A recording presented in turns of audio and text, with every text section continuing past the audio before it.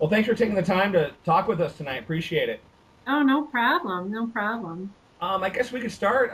Tell us about the Record Lounge and how it came to be. The Record Lounge is in East Lansing, Michigan. We're across from Michigan State University. Um, I guess it came to be about 6 years ago in January. I actually started it with a partner. 3 months into it, he got married and quit. So I asked if I could keep the store going, and he said sure, just because it's something that I always wanted to do. So that's just kind of how it all started. So what makes up the bulk of your sales? Is it CD or vinyl? I'm an all vinyl shop. Ah, To Excellent. hell with CDs. Excellent. Are you a collector yourself before you Oh, opened the shop? yeah, I always have been. I worked for a record shop when I was in high school. Actually, I started in '79, and I worked for that record shop till '82. We moved away. My husband was in the military, and we came back in '88, and that's when I started back up with them again. Then quit there in '96 and started this quite a few years later. So so what are some of the biggest challenges facing the independent record stores or yours specifically? it's always money. Yeah. Seems like it's always money, but I mean, when we started the business, we never took a loan out or anything like that. We just both had a lot of vinyl. And so we thought, we don't need, anything extra. And we had pretty cheap rent. So that's why we never did that route.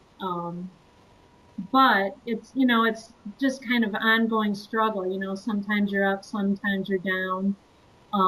Until the last couple of years, it's business is starting to do amazing. Record Store Day really does a great job getting people through the door too. Would you say, when it comes to Record Store Day, is it Record Store Day itself that brings those additional sales, or the awareness of the need for the independent record store that drives that? I think it's a little bit of both. I think it's Record Store Day, you know, kind of getting everybody aware of it. That yeah, people really are buying records. There are really record stores still left in the country and around the world even, and it's us, the small independent record shops, that just keep on striving and trying to get people in through the door. And I guess it's just a little bit of both. So you would say then, in the recent years, as vinyl has really continued to climb, but taken its biggest steps yet, you'd say that you saw that correlate with sales as well. Yes, yes. My sales, I mean, when we first started, there wasn't a ton of sales, but through the years, as more and more vinyl keeps getting pressed and more people, keep wanting it, it just keeps getting better and better for my store, and I'm sure a lot of other stores around. Are you? How many record stores are in your area? Um, Myself and another place called Flat Black and Circular. They're a block down the street, and they've been around for 37 years. If someone came to you and said, "I want to open up a record store," what advice would you give them? I would say go for it. I'm a big one of follow your dreams, but on another level, I'm always going to say, make sure you know what you're doing. You better know your music, you better know about vinyl, and you better know about the people that buy vinyl. Um, that's a big thing. A lot of times, we like to ask store owners, when you're out and on vacation, do you still go and visit record stores, or does that feel like work to you? Oh no, I do. I drag my well, I guess it's not dragging my family because my whole family love vinyl. They enjoy going into record shops, but every chance I get, I try to hit a record shop. So I know you have a student campus near you. I guess my question is, what's your age demographic that typically steps in to your store, and have you seen that changed in the recent years? When I first started, it was mainly student driven. Now I would probably say it's a good, I'd probably say about a 60% students and then the rest just locals or people that are just finding out about the shop. If someone were to get into, I guess if you were trying to introduce somebody to the vinyl format, what do you usually recommend they start with? Do they start assembling a collection, or do they start with a turntable? And if so, how would you point them in that direction? It's kind of weird you ask that. I have so many kids coming in the store right now that they don't have a turntable, but they're stocking up for when they get one. And I'm always telling them, well, I have turntables, here in the shop and everything you need to start, but it's a cost thing too. But I guess I would say usually people are starting out with the basics. They're always wanting Led Zeppelin, Pink Floyd, all the classics, and then they'll start getting into the more, I guess, more alternative or independence. One of my favorites usually, Flaming Lips are my big favorite, but Nick Cave and all that is. So that later down the road, I think that's when they start getting more into that stuff. What are some things that the industry, the labels or the distributors could do to make your job easier? Oh man, that's a good question.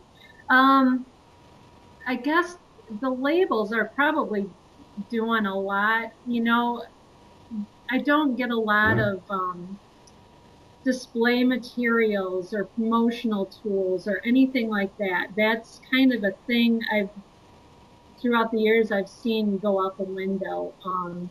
I don't know if they don't have the money to send a lot of that stuff anymore. I know back in the old days we used to get everything. But nowadays it's like I have to get a hold of the label every month and say, hey, can you send me, display materials for this, these new records coming out. I've got plenty of window space and, I would say promotional tools is the big thing. Are you still seeing a lot of labels sending like in-store copies and things like that, or has that gone by the wayside as well? Pretty much. When I first started the store, we used to get a lot of promotional, a lot of times it's always CDs. Now it's starting to become more like, well, we'll send you a download. Well, it's not all the time I can hook my computer up to my speakers at the shop and, let the people listen to a download. I just try to, open up, get a couple extra copies of the vinyl at the shop, and then I'll open one up if somebody wants to listen to it. So, We talk with a lot of owners, and one thing that's interesting is we talk to more owners who say we're preferring to work directly with the labels rather than go through the distributors on a lot of, especially the smaller releases. yeah. Is that something that requires more time, but it's just more cost effective, or? I think it's worth it. And it is more cost effective because a lot of times, I'll go through maybe three different bigger distributors as more or less they're a one stop. But I'm finding out more and more that, going through Sub Pop or Thrill Jockey or some of the smaller labels, it's a lot more, I guess, more cheaper just to go that way and cut off, whatever I can, a dollar here and there always adds up. So I'll do whatever I can. No doubt in the last 10 years, the music industry has gone through probably more changes than ever before, especially with digital becoming so prominent and now even streaming and things like that. On the same side, though, as vinyl has increased and independent stores seem to be getting a little stronger, what would you, if you had to look forward to the future and say where we're going to be in 10 years, what does 10 years look like as an independent record store owner? I hope very promising because, I'm 50 right now. In 10 years, I'm going to be 60, and I'm hoping by that time I'm just, to the moon with this shop. I've been doing it for 6 now, and each year it just keeps getting better and better. Um, so I'd hope that down the road, vinyl's still, stronger than ever, you know, in 10 years. Um, I just read an article the other day that right now vinyl is the only medium making any money right now. It's outselling CDs, MP3s, and everything. So that's a really good sign. Are the whole a lot of complaints or things that we read saying that wholesale cost for the vinyl is getting a little ridiculous especially on the bigger releases. Uh, Oh, yeah. is that just the truth? Is it just getting really difficult that way, or It is. I think now that the record companies are seeing that, vinyl is a steady income. I mean, we've seen it just the past year with the Daft Punk release. My cost is $25 on that album. You're not getting anything extra. You're getting two albums or two records and a download. So it's $25, and they want you to sell it for $39.98.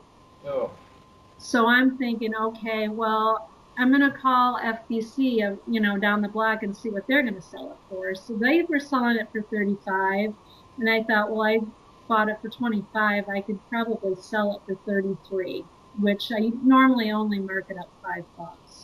So, it's just I've seen the last, at least 6 months, vinyl is going up, and it's getting more ridiculous as it goes.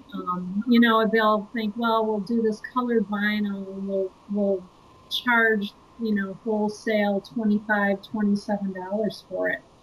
It's just like, when do you get too far gone with it? do you think that if they continue on this road of not controlling the wholesale price, that will eventually damper the growth of the vinyl comeback? That's what I'm afraid of. I always tell my customers, when they'll come in and they'll say, "Oh my God, this is $24.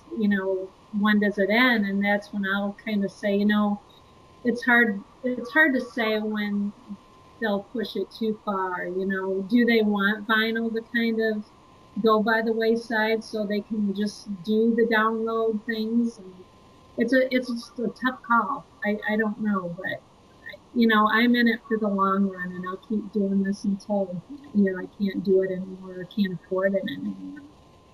If you could say one of like your best memories as a record store owner, what would you say one of those memories might be? Oh man, that's a tough one. Last record store day was one of them. That was the best record store day that my shop's ever had. I had a line down from my door down to the end of the block, and it was probably the most I ever spent, but it was the most I've ever made too. Gosh, I'm trying to think. I don't know. The other one, I'm not sure.